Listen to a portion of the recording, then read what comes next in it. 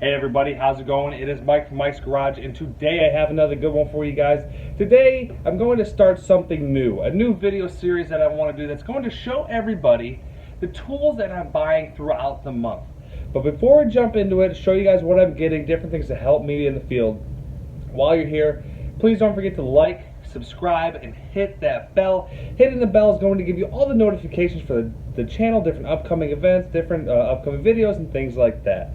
Also follow me on Instagram at Fire Truck Mechanic. So we're going to jump right into it. I got to let you know too, I do have a whiteboard right here left of me, so if you see me looking down a few times, I'm just wanting to make sure I give you all the correct facts and different things to go along with the tools that I bought. And another thing before we jump into it, this is not a how-to or what the tool does. I'm letting you know what I bought, I'm letting you know what I plan on using it for, and what I plan on doing with it, and knowing that a how-to or a run-through of the tool itself, if you will be coming in the future.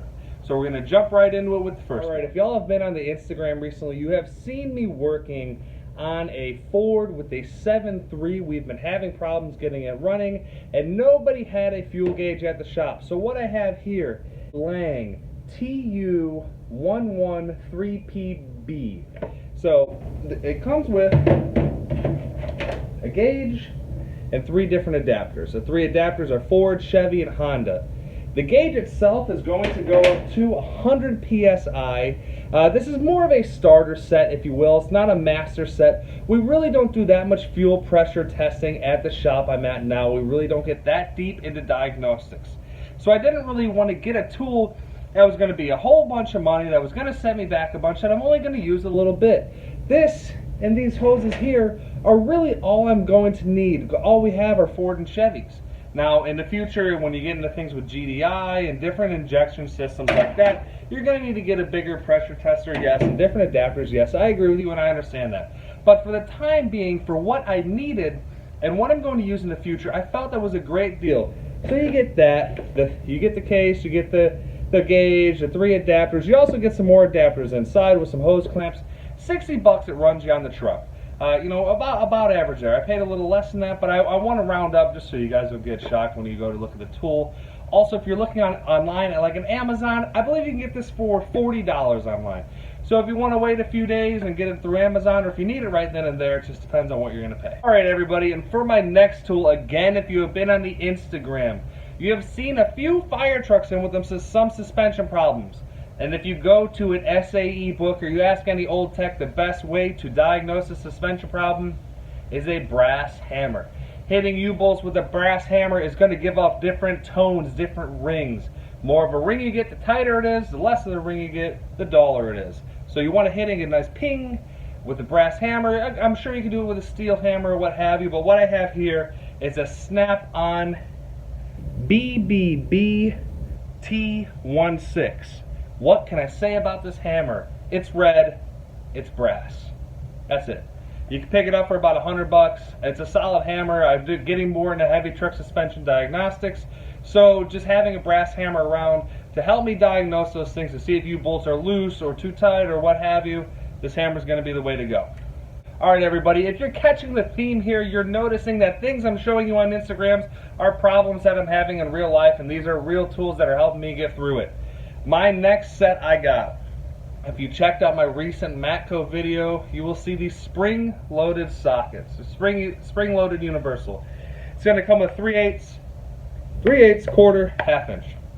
With that, I got it on a deal. I got the 40th anniversary Matco 15-inch chrome solid head. So I felt that was a great deal. I picked it up for about 150 bucks for both of them. This itself alone is going to go for 150 bucks. These sockets here, the universals, are going to go for around 80 bucks. These universals, I'm going to take out a half-inch and show you. I use universals all the time. I'm going to start off by saying that. I know a lot of people don't. I use them all the time. I have tape wrapped around universals. These back every time. No need to tape them. No need to do anything with them. Lifetime warranty. I thought it was a great deal. A new tool that I'm going to use quite often, I think. It comes in a great little case for your box.